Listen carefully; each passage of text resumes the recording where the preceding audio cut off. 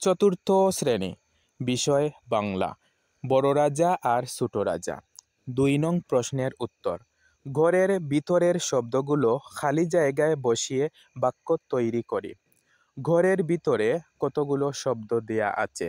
শব্দগুলো হলো ফাপড়ে, অন্যত্র, আন্দাজ, জয়ঢাক, দিগ্বিজয়, রাজসিংহাসনে। এই শব্দগুলো দিয়ে নিচের খালি জায়গা পূরণ করতে হবে। ক, সমস্ত ছোট রাজ্য জয় করে রাজা ড্যাশ বসলেন। উত্তর হবে রাজসিংহাসনে।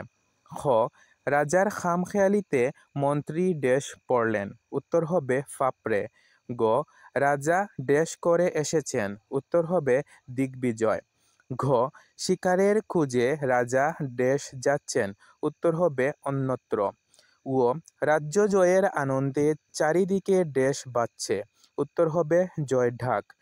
ছ, রাজা ড্যাশ করলেন, ছোট রাজা পালিয়ে যেতে পারেন। উত্তর হবে আন্দাজ। প্রিয় শিক্ষার্থীরা, এগুলো তোমরা একটি খাতায় সুন্দর করে নোট করে নেবে, তারপর শেখার এবং না দেখে লেখার চেষ্টা করবে।